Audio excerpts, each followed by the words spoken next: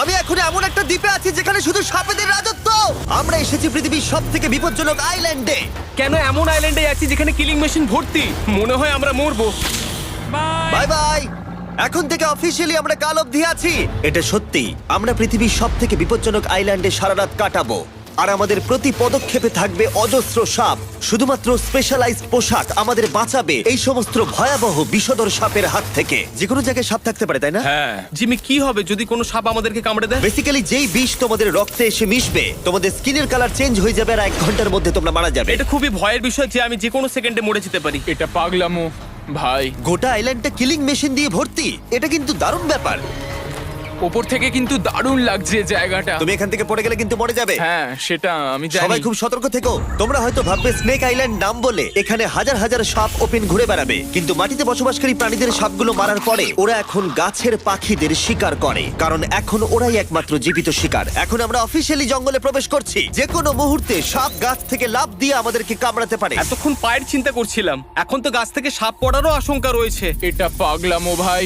ও ও ও, এখানে একটা আছে, আমার মুখের সামনে ছিল। এই সমস্ত সাপেদের ধরে বিজ্ঞানীরা তাদের বিষ বের করবে, আর সেটা দিয়ে তারা অ্যান্টিভেনাম তৈরি করবে। তারা ওটা বিষধর।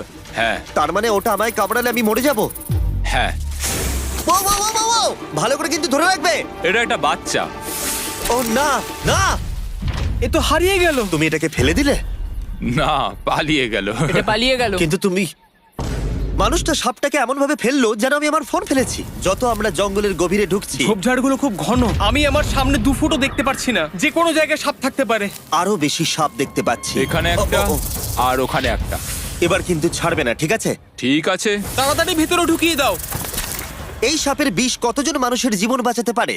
প্রায় 1000 জনের। ও, এটা তো অসাধারণ। সারা বিশ্বের যত অ্যান্টিভেনাম পাওয়া যায় তার 90% ব্রাজিল থেকেই পাওয়া যায়। তার মানে হলো যতগুলো সাপ আমরা ধরবো তত হাজার মানুষের জীবন বাঁচবে। জিমি, ওখানে আরেকটা সাপ রয়েছে। ও মাই গড, এটা তো বিশাল। আমরা অনেক খুঁজে পাচ্ছি, ওরা বাইরের দিকে তাই আসছে। দিনের বাকিটা সময় আমরা এই বিষাক্ত সাপগুলোকে ধরতে সাহায্য করলাম। এমনকি আমরা বিজ্ঞানীদের রিসার্চেও সাহায্য করলাম। দেখো, এই সাপটা মাটি থেকে 15 ফুট উপরে রয়েছে, আর সায়েন্টিস্টরা আমাদের গাছটাকে নাড়াতে বললো যাতে এটা নিচে পড়ে যায়। এই গাছগুলোর নিচে আমি কখনোই ক্যাম্পিং করব না। ও তো একটুও নড়ছে না। অনেকগুলো জীবন বাঁচাতে হলে আমাদের অ্যান্টিভেনাম দরকার। অন্ধকার ঘন হয়ে এলে আমরা সার্ভাইভ করার দিকে মন দিলাম। এবার ক্যাম্পিং এর সময়। ক্যাম্প সেটআপ হয়ে গেল, যদিও আমি সত্যিই জানি না এই ক্যাম্পগুলো স্নেক প্রুফ কিনা। আমরা এখন ঘুমোবো সাপেদের মাঝে। একটু ভয় লাগছে। এখন আমরা ঘুমোবো আর আশা করব আমাদের টেন্টে কোনো সাপ ঢুকে পড়বে না। খুবই ভয় লাগছে। আমি বাড়িতে গিয়ে শান্তিতে ঘুমোতে চাই। তাই আমাদের মনে একটাই চিন্তা ঘুরপাক খাচ্ছিল, যত তাড়াতাড়ি সম্ভব এখান থেকে বেরোতে হবে। আমি শুধু বাড়ি যেতে চাই। একটা বিশাল আইস মাউন্টেনে ওঠা থেকে শুরু করে এমন রাস্তায় ড্রাইভ করা যেখান থেকে 1000 ফুট নিচে পড়ে যাবার সম্ভাবনা আছে, শার্কে ঘেরা সমুদ্রের মাঝে সাঁতার কাটা কোনো কেদ ছাড়াই, এবং সবার শেষে আমরা স্নেক আইল্যান্ড সার্ভাইভ করেছি এবং কেউ মরেনি। ম্যাক, তুমি কি রেডি? আমি জানি না। উত্তরটা হলো না, কারণ আমরা এখনো 100 ফুট উপরে উঠিনি। আমরা 100। লেভেল 2 তে তোমাকে স্বাগত। যেরকমটা আমি আগে বলেছিলাম, এটা অনেকটা বেশি কঠিন হবে। তোমার চোখের কাপড়টা খুলে ফেলো। ও তোমার সামনে দুটো খেলা আছে যেগুলো তুমি ছোটবেলায় খেলতে, ব্যালেন্স বিম আর মাঙ্কি বার। তোমাকে যে কোনো একটা বেছে নিতে হবে আর এই সাইডে আসতে হবে, আর সেটাও কোনো হারনেস ছাড়া। না না না না। যদি না, কোনো না, না। কারণে ও অবস্টাকেল কোর্স থেকে পড়ে যায়, তাহলে ও প্রথম কোর্সের মতো সোজা নিচে নেটে গিয়ে পড়বে, আরো $8 লাখ হেরে যাবে। জিমি, চ্যালেঞ্জটা সেকেন্ড রাউন্ডে এত কঠিন করে দিয়েছো। তুমি কি বলতে চাও $8 লাখ জেতা এতটাও সহজ হবে না? ও ভাই। ঠিক আছে, ও তাহলে মাঙ্কি বার বেছে নিচ্ছে। ওকে এভাবে নিচে নামতে দেখে আমার বেশ ভয় লাগছে। ও যখনই ফার্স্ট বারটাকে ছুঁয়ে ফেলবে ও আর ফিরতে পারবে না। দেখা যাক ও মাঙ্কি বাড়ি বেছে নেয় কিনা। কিছু করার নেই আর। $8 লাখ বাজিতে আছে। 3 নিচের দিকে তাকিও না, এবারও শুরু করতে চলেছে। 2